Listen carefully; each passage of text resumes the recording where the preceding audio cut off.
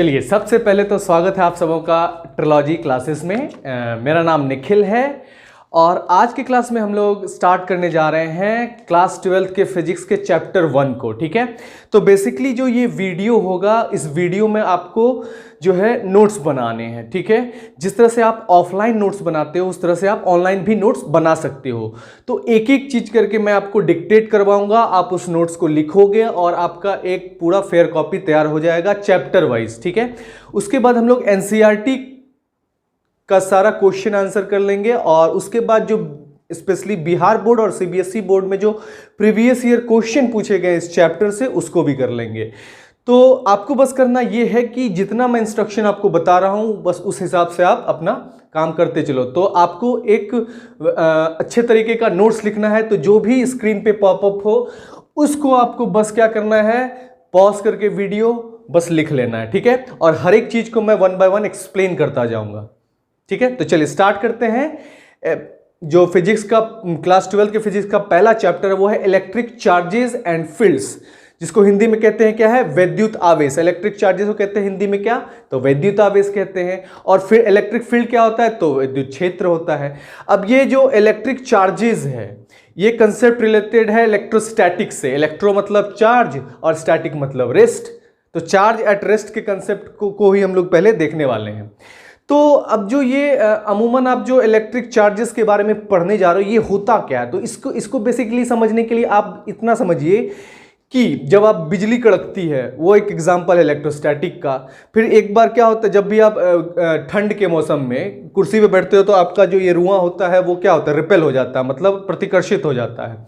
उसी तरह से जब आप ऐसे कंघी से बाल में कंघी करते हो फिर उससे कोई पेपर का टुकड़ा उठाओगे वो उठ जाएगा। बचपन में किए भी होगी, जो स्केल होता है उस स्केल से जब आप बाल को रगड़ के उसको पेपर लिफ्ट करते हो तो पेपर क्या होता है, लिफ्ट हो जाता है।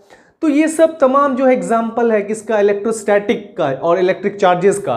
अब इलेक्ट्रिक चार्जेस क्या होता है, तो इलेक्ट्रिक चार्जेस बेसिकली आपके आसपास जितने भी चीज है वो क्या है, एक मैटर है, पदार्थ है। अब वो पदार्थ किससे बना हुआ है, तो वो पदार्थ बना है छोटे छोटे मॉलिक्यूल्स, कणों से। और वो कण क्या है, तो वो कण भी बना हुआ छोटे छोटे कणों से, जिसको परमाणु कहते हैं। ठीक है, तो अणु बना है छोटे छोटे कणों जिसको परमाणु कहते हैं, जिसको इंग्लिश में कहते हैं एटम्स। तो मॉलिक्यूल्स बना होता है एटम से, और एटम जो है, जो आपका परमाणु होता है वो 3 बेसिक चीज से बना होता है। पहला क्या होता है, एक तो इलेक्ट्रॉन, दूसरा आपका प्रोटॉन और तीसरा न्यूट्रॉन, है कि नहीं।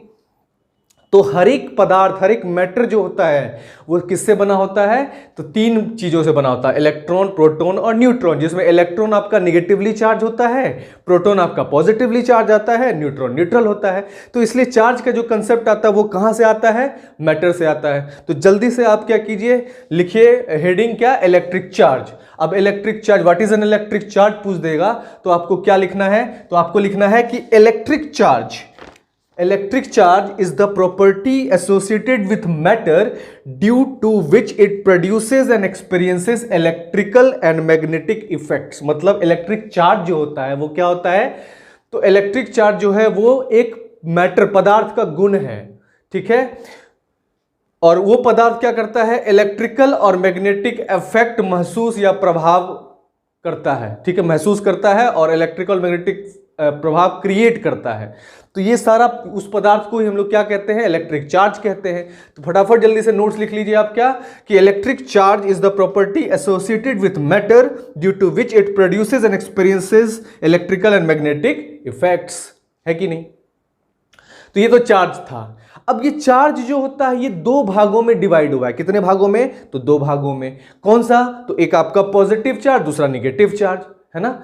एक क्या होता है, पॉजिटिव चार्ज और एक निगेटिव चार्ज। पॉजिटिव चार्ज मतलब प्रोटॉन, जो आप हर एक मैटर जो होता है वो क्या, इलेक्ट्रॉन, प्रोटॉन और न्यूट्रॉन से बना होता है, जिसमें इलेक्ट्रॉन क्या होता है आपका निगेटिवली चार्ज होता है कि नहीं, और प्रोटॉन क्या होता है, पॉजिटिवली चार्ज होता है। अब ये इलेक्ट्रॉन जो निगेटिवली चार्ज है, ये निगेटिवली चार्ज इलेक्ट्रॉन जो होता है उसी को माइनस चार्ज कहते हैं, इसको माइनस क्यू से रिप्रेजेंट करते हैं। और ये जो प्रोटॉन होता है ये पॉजिटिवली चार्ज है, जिसको प्लस क्यू से डिनोट करते हैं।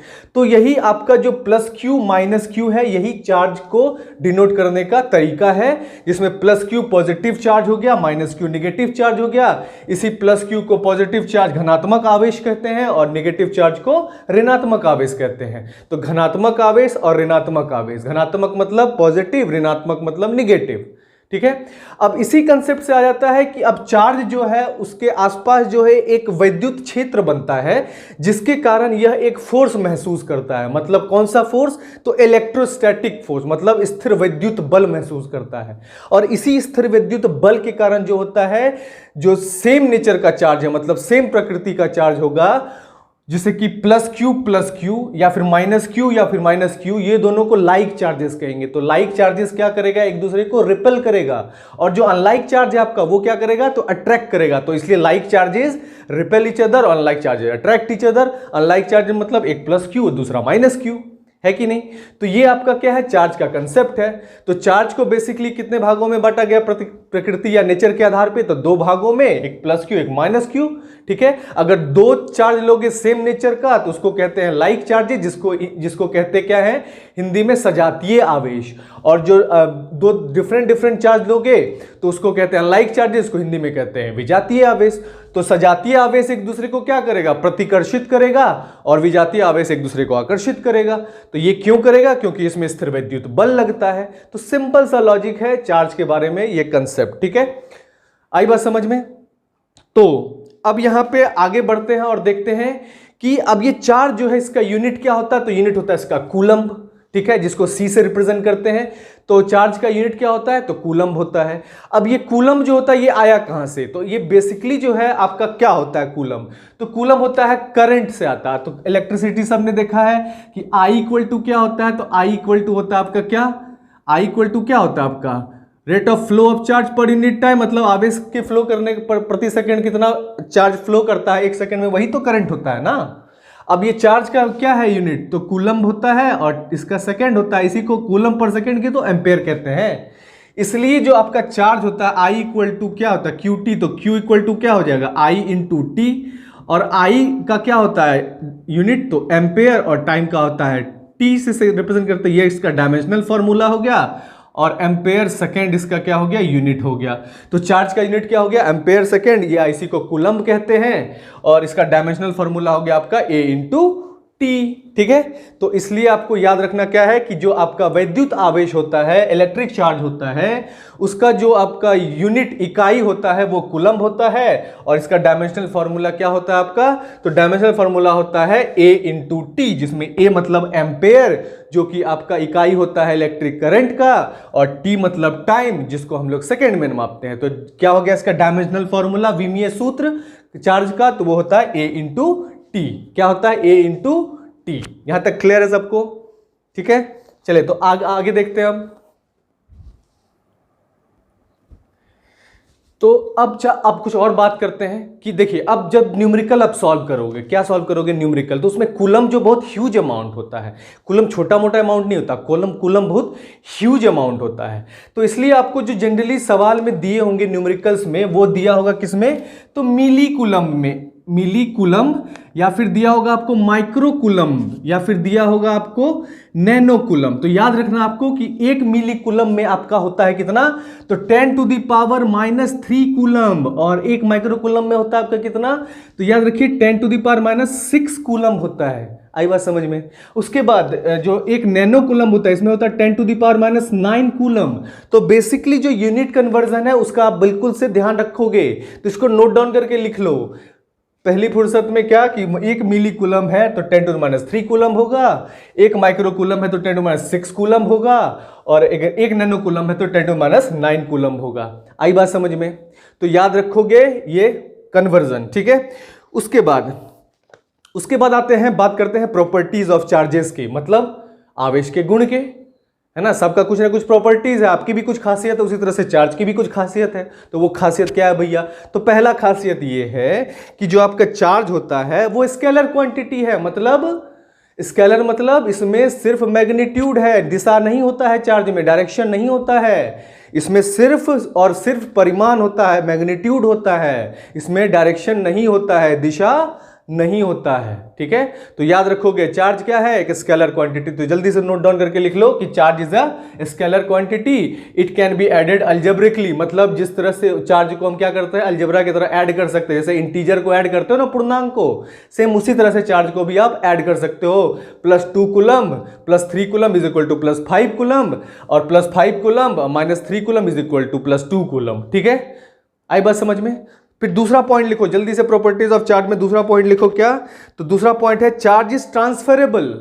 एग्जैक्टली चार्ज जो है वो क्या होता है, ट्रांसफर होता है एक बॉडी से दूसरे बॉडी में। ठीक है, तो चार्ज देखो, अब चार्ज क्या होता है, अगर किसी बॉडी में अगर कोई एक न्यूट्रल बॉडी है तो उसमें equal amount of positive charge equal amount of negative charge होता है। क्या होता है, अगर कोई न्यूट्रल बॉडी है तो इसका भी चार्ज क्या है आपका 0 है, लेकिन 0 कहने का मतलब ये नहीं है कि इसमें प्रोटॉन की कमी, मतलब इसमें चार्ज नहीं है, चार्ज है बिल्कुल है, और इसमें ये एक पॉजिटिव चार्ज एक निगेटिव चार्ज है। ये टोटल सिस्टम का चार्ज 0 है। आई बात समझ में, क्या है टोटल सिस्टम का चार्ज 0 है। बिल्कुल ध्यान रखें इस चीज का। क्यों, क्योंकि जो जब भी आप चार्ज ट्रांसफर करते हो उसमें 3 प्रोसेस लगता है, एक तो फ्रिक्शन से, घर्षण से, दूसरा क्या होता है इंडक्शन से, संवाहन से, है ना, कंडक्शन से, संवाहन से। तो याद रखिए कि 3 मेथड से, फ्रिक्शन से, कंडक्शन से, इंडक्शन से चार्ज ट्रांसफर होता है। और चार्ज जब ट्रांसफर होता है ना तो याद रखिए ट्रांसफर होता है इलेक्ट्रॉन। क्या ट्रांसफर होता है, इलेक्ट्रॉन। तो इलेक्ट्रॉन अगर एक न्यूट्रल बॉडी लेते हैं इसमें इलेक्ट्रॉन ट्रांसफर कर जाएगा, इसमें भी तो उतना ही charge plus plus plus minus minus minus, अब 3 इलेक्ट्रॉन एक्स्ट्रा आ जाएगा तो क्या हो जाएगा, इसमें 3 इलेक्ट्रॉन चला गया तो ये हो गया क्या +3 कूलम्ब हो गया। इसमें क्या हो गया आपका 3 इलेक्ट्रॉन एक्स्ट्रा आ गया तो -3 कूलम्ब हो गया। ठीक है, तो बस इतना ध्यान रखें कि अगर इलेक्ट्रॉन की मात्रा ज्यादा है तो वो निगेटिव चार्ज बॉडी हो जाएगा। इलेक्ट्रॉन की मात्रा ज्यादा है तो क्या होगा, वो बॉडी निगेटिवली चार्ज होगा, और इलेक्ट्रॉन की मात्रा की कमी है अगर तो वो बॉडी पॉजिटिवली चार्ज हो जाएगा। या इतना बताया समझ में। तो बेसिकली ध्यान रखिए कि जब भी सब सारा निर्धारित किस पे करता है, तो इलेक्ट्रॉन पे करता है। अगर इलेक्ट्रॉन की मात्रा ज्यादा होगी तो वो बॉडी क्या होगा, निगेटिवली चार्ज, ऋणात्मक आवेश होगा उसमें। अगर कोई बॉडी में इलेक्ट्रॉन की कमी है तो वो क्या होगा, पॉजिटिवली चार्ज, मतलब धनात्मक आवेश होगा उसमें। आई बात समझ में, इतना क्लियर है। फिर आगे बढ़ते हैं, तो आगे नेक्स्ट टॉपिक लिखिए। तो चार्ज जो है ट्रांसफरेबल होता है, ये दूसरा पॉइंट आप लिख लो। ठीक है, कि जब भी एक if a charge body is put in contact with an अनचार्ज body, charge body becomes charge due to transfer of electrons from one body to another. आई बात समझ में। If there is excess of electron then that body is negatively charge, and if there is a deficiency of electron that means that body is a positively charge body, है कि नहीं। ठीक है, फिर आगे नेक्स्ट पॉइंट नंबर 3 लिखिए। Point number 3 है कि charge is always associated with mass. कहने का मतलब ये है कि कोई भी बॉडी में अगर चार्ज ट्रांसफर होता है तो मास से एसोसिएट करता है, लेकिन जरूरी नहीं है कि कोई बॉडी में मास है तो उसमें चार्ज होना अनिवार्य नहीं है। लेकिन कोई बॉडी में अगर, याद रखिए, कोई बॉडी में अगर चार्ज है तो मास होना अनिवार्य है, लेकिन कोई बॉडी में अगर मास है तो उसमें चार्ज होना अनिवार्य नहीं है। आई बात समझ में। तो इसलिए तीसरा पॉइंट, तीसरा प्रॉपर्टी लिखिए चार्ज का, कि charge is always associated with mass. Charge हमेशा किससे एसोसिएट करता है, तो मास से एसोसिएट करता है। आई बात समझ में। तो charge can not exist without mass, though mass can exist without charge. तो ये पॉइंट आप लिख लो। फिर नेक्स्ट पॉइंट 4th नंबर लिखो, charge is conserve. Charge can neither be created nor be destroyed. ठीक है, अब यहां से देखो, यहां पे पहले सिस्टम में चार्ज क्या था, +3 कूलम्ब। पहले इलेक्ट्रॉन इधर था फिर उधर चला गया, लेकिन देखिए पूरा सिस्टम में जितना चार्ज था उतना चार्ज ही है। ठीक है, एक पॉजिटिवली चार्ज से निगेटिवली चार्ज, इलेक्ट्रॉन की अधिकता है तो निगेटिवली चार्ज, इलेक्ट्रॉन की कमी, जो इलेक्ट्रॉन निकल गया तो पॉजिटिवली चार्ज। ठीक है, तो इसलिए charge can neither be created nor be destroyed. आई बात समझ में। फिर नेक्स्ट पॉइंट क्या है, नेक्स्ट पॉइंट है आपका क्या, कि इनवेरिएंस ऑफ चार्ज, मतलब the numerical value of an elementary charge is independent of velocity. मतलब चार्ज जो है कभी वेलोसिटी पे डिपेंड नहीं करता है। वहीं अगर मास ले लोगे तो वो वेलोसिटी पे डिपेंड करेगा। अगर मास में वेलोसिटी आ जाएगा तो मास बॉडी का बढ़ जाएगा, लेकिन चार्ज में अगर वेलोसिटी आ जाएगा तो चार्ज में कोई चार्ज बढ़ने की संभावना नहीं होती है बिल्कुल। तो आप बिल्कुल याद रखोगे इनवेरिएंस ऑफ चार्ज, मतलब चार्ज जो है वो वेलोसिटी पे डिपेंड बिल्कुल नहीं करता है, लेकिन मास जो है वेलोसिटी पे डिपेंड करता है। आई बात समझ में। फिर नेक्स्ट पॉइंट देखो जल्दी से, कि charge produces electric field and magnetic field. Charge क्या प्रोड्यूस करता है, तो इलेक्ट्रिक फील्ड मतलब विद्युत क्षेत्र प्रोड्यूस करता है। और क्या प्रोड्यूस करता है? तो मैग्नेटिक फील्ड मतलब चुंबकीय क्षेत्र भी प्रोड्यूस करता है। अब ये कब होता है, इसको जल्दी से नोट डाउन करके लिख लो। तो लिखो इसमें कि a charge particle at rest produces only electric field, मतलब एक जो विद्युत आवेश है अगर वह रेस्ट में है, रुका हुआ है, तो वो क्या प्रोड्यूस करेगा? इलेक्ट्रिक फील्ड, विद्युत क्षेत्र करेगा। वहीं आगे लिखो इन however if the charge particle is in unaccelerated motion, अगर अनएक्सेलरेटेड मोशन में होगा चार्ज पार्टिकल तो वो क्या प्रोड्यूस करेगा? तो वो प्रोड्यूस करेगा आपको मैग्नेटिक फील्ड। ठीक है, अब वहीं अगर चार्ज पार्टिकल आगे लिखा हुआ है क्या, and if the motion of charge particle is accelerated it not only produces electric and magnetic field but also radiates energy in space surrounding it. अब अगर चार्ज पार्टिकल में एक्सेलरेटेड मोशन होगा, मतलब एक्सेलरेशन जैसे बढ़ेगा, वेलोसिटी बढ़ेगा, तो वो सिर्फ इलेक्ट्रिक मैग्नेटिक फील्ड ही प्रोड्यूस नहीं करेगा, वो आपका इलेक्ट्रोमैग्नेटिक वेव्स, इलेक्ट्रोमैग्नेटिक एनर्जी भी प्रोड्यूस करना शुरू कर देगा। तो क्या याद रखना है कि चार्ज अगर रेस्ट में है तो क्या प्रोड्यूस करेगा? इलेक्ट्रिक फील्ड, विद्युत क्षेत्र प्रोड्यूस करेगा। चार्ज अगर अनएक्सेलरेटेड मोशन में है तो क्या प्रोड्यूस करेगा? तो प्रोड्यूस करेगा ये मैग्नेटिक फील्ड, मतलब ये प्रोड्यूस करेगा आपका चुंबकीय क्षेत्र। अगर चार्ज एक्सेलरेटेड मोशन में है तो याद रखिए कि ये सिर्फ विद्युत फील्ड, विद्युत क्षेत्र, इलेक्ट्रिक फील्ड ही नहीं, मैग्नेटिक फील्ड ही नहीं, बल्कि इलेक्ट्रोमैग्नेटिक एनर्जी भी प्रोड्यूस करेगा। आई बात समझ में? चलिए नेक्स्ट पॉइंट लिखिए। ये पॉइंट हो गया। चलिए नेक्स्ट पॉइंट लिखिए कि charge resides on the surface of conductor. Charge हमेशा कहां रहता है? कंडक्टर के सरफेस पे। कभी भी चार्ज जो है कंडक्टर के अंदर नहीं रहता है, इसलिए कंडक्टर जब भी ले लोगे तो चार्ज हमेशा कहां रहेगा? कंडक्टर के सरफेस पे, बाहरी सरफेस पे। चार्ज कभी भी कंडक्टर के अंदर नहीं रहता है, इसलिए कंडक्टर के अंदर इलेक्ट्रिक फील्ड जीरो होता है। इसलिए जो सोप बबल्स है वो क्या होता है? सोप का, साबुन का जो बबल फैलता है वो किसके कारण? चार्ज के कारण एक्सपेंड करता है। तो बबल एक्सपेंड्स ऑन चार्जिंग। फिर नेक्स्ट बहुत इंपॉर्टेंट है, next quantisation of charge. Quantisation of charge का कहने का मतलब है कि charge is always transferred in integral multiple of e, it is not transferred in fraction और डेसिमल फॉर्म। मतलब चार्ज जो है हमेशा किसमें ट्रांसफर होता है? तो integral multiple, that is Q equal to plus minus n e. अब ये क्या है, क्या बोला है? तो सिंपल याद रखिए, एन जो है उसको इंटीजर या पूर्णांक कहते हैं। क्या कहते हैं? इंटीजर या फिर पूर्णांक। इंटीजर पूर्णांक क्या होता है? जिसका निगेटिव वैल्यू भी होता है और जिसका पॉजिटिव वैल्यू भी होता है। तो याद रखोगे क्या कि जिसका निगेटिव वैल्यू, इसलिए माइनस एन से प्लस एन, इसलिए प्लस माइनस लिखा एन। और ये किसका इंटीग्रल मल्टीपल होता है? ई का। ई क्या है? चार्ज ऑन इलेक्ट्रॉन या प्रोटॉन। चार्ज कितना होता है इलेक्ट्रॉन प्रोटॉन पे? तो 1.6 into 10 to the power minus 19 coulomb. अगर इलेक्ट्रॉन लोगे तो माइनस लगा दोगे, अगर प्रोटॉन लोगे तो प्लस लगा दोगे। तो बस आपको इतना इस चीज का ध्यान रखना है कि क्वांटाइजेशन ऑफ चार्ज का कहना क्या है कि चार्ज जो है, आवेश जो है, हमेशा वो किस में ट्रांसफर होता है? तो वो हमेशा पूर्णांक, ई के पूर्णांक में, ई के पूर्णांक गुणज में ट्रांसफर होता है या स्थानांतरित होता है। कभी भी यह आपको फ्रैक्शन, भिन्न में स्थानांतरित नहीं होता है। ठीक है, जिसमें एन जो है पूर्णांक है, ई जो है उसका वैल्यू 1.6 इंटू 10⁻19 कूलम है। तो इसी फॉर्मूला पे बेस्ड अगर Q equal to n e में अगर आपको पूछ दे कि एक कूलम्ब चार्ज में कितना नंबर ऑफ इलेक्ट्रॉन्स है, एन का वैल्यू, तो ई को किधर लेके चले आओगे? तो ई नीचे लेके चले आओगे। एन बराबर हो जाएगा 1 coulomb by 1.6 into 10⁻19 coulomb. Coulomb cut गया, इसका वैल्यू आपका निकल जाएगा इतना 6 पॉइंट जितना भी है। देख लो ये वैल्यू है, इसको सॉल्व कर लोगे तो आपको नंबर ऑफ इलेक्ट्रॉन्स निकल जाएगा कि एक कूलम चार्ज में इतना नंबर ऑफ इलेक्ट्रॉन्स होता है। आई बात समझ में? तो ये था आपका क्या, प्रॉपर्टीज ऑफ चार्जेस के बारे में। तो यहां तक क्लियर है हम लोग? यहां तक क्लियर है सब? तो यहां तक नोट जल्दी से लिख लो। अब बात करते हैं हम लोग चार्ज और मास के बारे में। चार्ज और मास के बीच में कंपैरिजन करते हैं। तो फटाफट जल्दी से नोट्स में 2 कॉलम बनाइए, एक में लिखिए चार्ज, एक में लिखिए मास। अब इसके बीच क्या डिफरेंसेस है, क्या अंतर है, उसको 1 बाय 1 नोट डाउन कर लीजिए। क्या? तो ये बहुत इंपॉर्टेंट है क्योंकि एग्जाम में ऑब्जेक्टिव टाइप के क्वेश्चन में सीबीएसई बोर्ड हो चाहे बिहार बोर्ड में आता जरूर है। ठीक है, इसलिए ये बहुत इंपॉर्टेंट टॉपिक आपके लिए। तो लिखिए जो चार्ज का कॉलम है उसमें लिखिए नंबर 1 क्या कि electric charges can be positive, negative और जीरो। मतलब इलेक्ट्रिक चार्ज पॉजिटिव भी हो सकता है, नेगेटिव भी हो सकता है और जीरो भी हो सकता है कि नहीं? ये चीज अभी हमने देखा है कि नहीं? लेकिन वहीं अगर मास की बात करें तो mass of a body is a positive quantity. Mass हमेशा पॉजिटिव होता है। कभी -2 kg तो नहीं सुना आपने? ठीक है, -2 kg एग्जिस्ट करता है क्या? नहीं। तो इसलिए मास कभी भी नेगेटिव नहीं होता है, मास हमेशा पॉजिटिव क्वांटिटी होता है। ठीक है, चलिए अब नेक्स्ट पॉइंट नंबर 2 देखिए।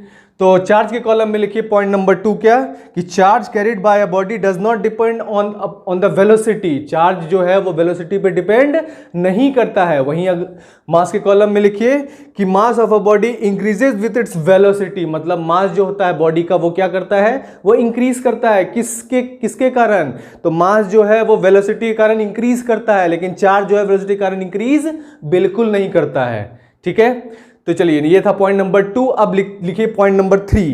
तो पॉइंट नंबर 3 है चार्ज इज क्वांटाइज। चार्ज जो है क्वांटाइज होता है, Q is equal to plus minus n e. अपने देखा कि चार्ज जो है वो इंटीग्रल मल्टीपल ऑफ ई के फॉर्म में जाता है, फ्रैक्शन में कभी ट्रेवल नहीं करता। 2 कूलम भी हो सकता है, 4 कूलम हो सकता है, 2/3 कूलम, 4/5 कूलम चार्ज कभी ट्रांसफर नहीं करता है। लेकिन वहीं अगर मास की बात करें तो ये अभी तक जो है quantisation of mass is yet to be established, क्योंकि अगर क्वांटाइजेशन ऑफ मास एस्टेब्लिश हो जाएगा तो टाइम मशीन बन जाएगा। ठीक है, तो इसलिए मास अभी तक क्वांटाइज नहीं हो पाया है।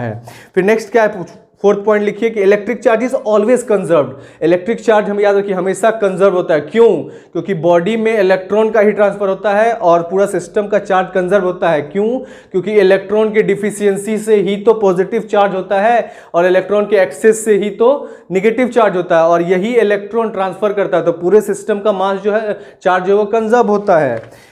उसके बाद अगर मास की बात करें तो mass is not conserved as it can be change into energy. Mass को हम एनर्जी में चेंज कर सकते हैं, जैसे कि कोल को बर्न करके हम लोग हीट एनर्जी पैदा कर सकते हैं, इलेक्ट्रिकल एनर्जी पैदा कर सकते हैं। तो कोल एक मास है, उससे हम लोग इलेक्ट्रिकल और हीट एनर्जी निकाल सकते हैं कि नहीं निकाल सकते। तो सिंपल सा लॉजिक है कि मास को आप एनर्जी में चेंज कर सकते हैं, लेकिन चार्ज को नहीं कर सकते हैं। फिर नेक्स्ट है क्या, चार्ज जो है force between charges can be attractive repulsive.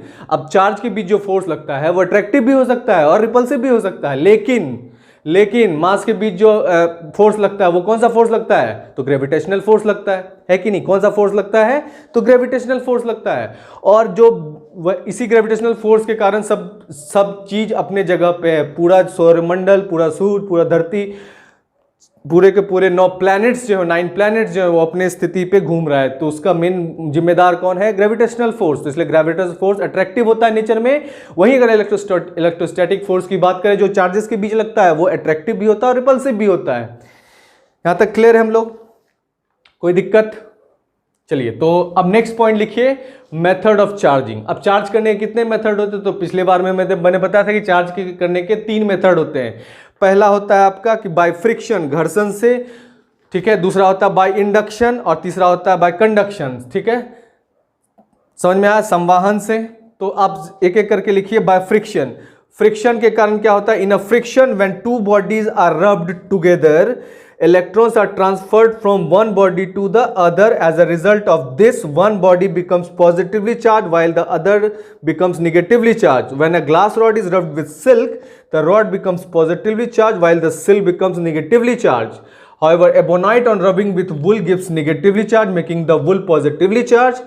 तो यहाँ पे सिंपल लॉजिक याद रखिए कि घर्षण के कारण जो है पॉजिटिव निगेटिव चार्ज का स्थानांतरण होता है। मतलब जो निगेटिव चार्ज इलेक्ट्रॉन का स्थानांतरण होता है घर्षण के कारण। इसलिए जो क्लाउड जो है वो क्या हो जाता है, वो चार्ज होता है फ्रिक्शन का, इसलिए बिजली कड़कता है। तो इसलिए both positive and negative charge in equal amount appear 72 transfer of electrons from one body to another. बिजली कड़कने का यही कारण होता है, पॉजिटिव नेगेटिव चार्ज के कारण वो होता है, ठीक है। दूसरा है आपका क्या, बाय इलेक्ट्रोस्टैटिक इंडक्शन।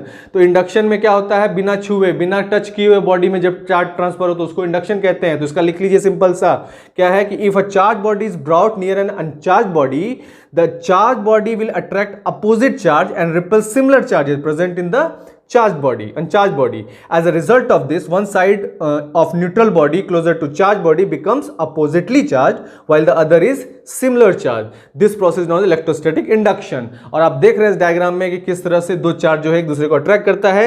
एक पॉजिटिवली चार्ज बॉडी लाया तो न्यूट्रल बॉडी का जो निगेटिव चार्ज था सबको वो खींच लिया, पॉजिटिव चार्ज को रिपेल कर दिया। फिर दूसरे प्रोसेस में जो था उसको अर्थ लगा दिए, तो अर्थ लगाए तो सारा पॉजिटिव चार्ज ग्राउंड में चला गया, फिर वहां से जो है नेगेटिव चार्ज होल्ड रहा, फिर जैसे पॉजिटिव चार्ज बॉडी हटाए तो पूरा नेगेटिवली चार्ज बॉडी हो गया, है ना। तो इसी को कहते हैं बिना टच किए हुए जब आप चार्ज करते हो कोई बॉडी को तो उसको कहते हैं चार्जिंग बाय इंडक्शन। आई बात समझ में। फिर नेक्स्ट आता है चार्जिंग बाय कंडक्शन। उसमें सिंपल है, आपको दो कंडक्ट को टच करके उसमें चार्ज फ्लो करना है। ठीक है। अनचार्ज बॉडी लोगे, चार्ज बॉडी लोगे, दोनों को कांटेक्ट में लाओगे तो दोनों बॉडी चार्ज हो जाएगा। अगर पॉजिटिवली चार्ज बॉडी लाओगे उसको दूसरा न्यूट्रल बॉडी साथ दूसरा बॉडी भी पॉजिटिवली चार्ज हो जाएगा। इसलिए जो है मोस्ट ऑफ द टाइम आपने देखा होगा कि जो ट्रक, जो पेट्रोल डीजल एक्सप्लोसिव ट्रक होते हैं जिसमें पेट्रोल डीजल उसमें हाईली इन्फ्लेमेबल लिखा होता है, और उस ट्रक के नीचे में आप देखोगे कि चेन लगा होता है, लोहे का चेन, सिकड़ी लगा होता है। क्यों लगा होता है? क्योंकि फ्रिक्शन के कारण चार्ज डेवलप होता है, उस चार्ज का स्पार्क हो सकता है और वो पेट्रोल डीजल में आग लगा सकता है। तो इसलिए जो है आपका क्या है कि ट्रक में जो पेट्रोलियम प्रोडक्ट कैरी करते हैं ट्रक, उसके हमेशा देखोगे नीचे में जो एक लोहे का चेन लगाता है जो धरती को छू के जाती है, मतलब अर्थ को टच करते हुए जाके, ताकि सारा चार्ज जो है वो न्यूट्रल कर देता है पूरे बॉडी को। क्योंकि फ्रिक्शन के कारण क्या होता है, घर्षण के कारण क्या होता है, चार्ज डेवलप होता है, उसी चार्ज के कारण वो प्रॉब्लम क्रिएट हो सकता है। ठीक है, तो ये आपका पूरा इलेक्ट्रिक चार्ज के बारे में था, जिसमें आपने देखा कि इलेक्ट्रिक चार्ज क्या होता है, इलेक्ट्रिक चार्ज के प्रॉपर्टीज क्या होते हैं, इलेक्ट्रिक चार्ज किस तरह से स्थानांतरित ट्रांसफर होता है। तो ये सारा कंसेप्ट जो है आपका चार्ज